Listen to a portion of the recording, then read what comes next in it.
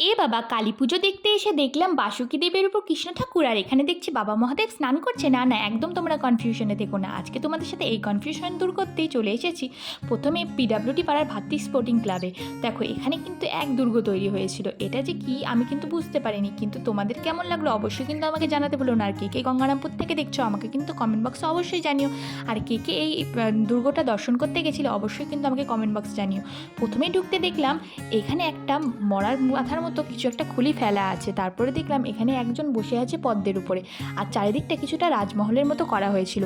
আর কিছু দূর যেতেই দেখলাম এখানে কিন্তু একটা নদীর মধ্যে এখানে কিন্তু নৌকো ভাসছে, আর এখানে কিন্তু চারিদিকটাই কিছু একটা মহলের মতো করা হয়েছিল। আর এখানে কিন্তু হারমোনিয়াম, তবলা, তানপুরার মতো কিছু একটা থিম করা হয়েছে, যে আসর বসার মতো। তারপরে এখানে কিন্তু যত রাত হচ্ছে মানুষের কিন্তু ভিড় বেড়েই যাচ্ছে। তারপর সোজা চলে গেলাম মায়ের কাছে, মায়ের কাছে গিয়ে মায়ের দর্শন করলাম। আর এখানে দেখো মায়ের কত রূপ করা হয়েছিল, সত্যি মনটা ভরে গেল।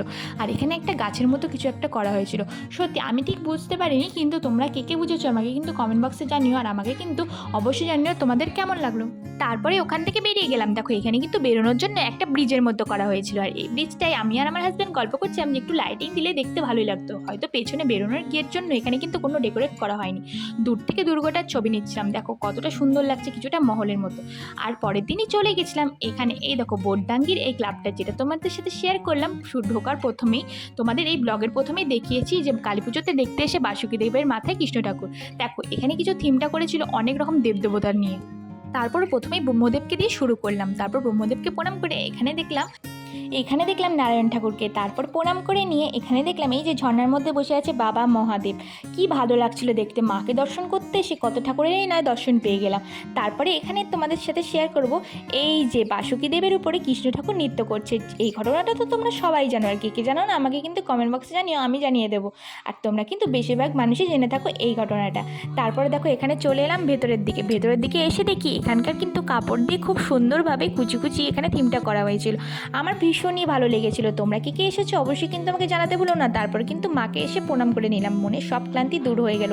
এত দূর থেকে আসা এই প্যান্ডেলটা দেখে সত্যি কিন্তু মনটা সার্থক হয়ে গেল। চারিদিকটা ঘুরে ঘুরে দেখার পরে এখানে কিন্তু মাকে দেখে একটু দর্শন করে নিচ্ছিলাম। তারপর চলে এসেছি বোটডাঙ্গি নর্থ বেঙ্গল স্পোর্টিং ক্লাবে। তো দেখো এখন এখানে মায়ের দর্শন করতে এসে এখানে আরেকটা জিনিস আমরা দেখতে পেরেছি, এখানে একটা খুব সুন্দর পেন্টিং আঁকা হয়েছে, যেটা এঁকেছে লাবণী সরকার। ভীষণ ভালো এঁকেছে, দেখো ছবিটা নাও ভালোভাবে, ভীষণই সুন্দর দেখতে।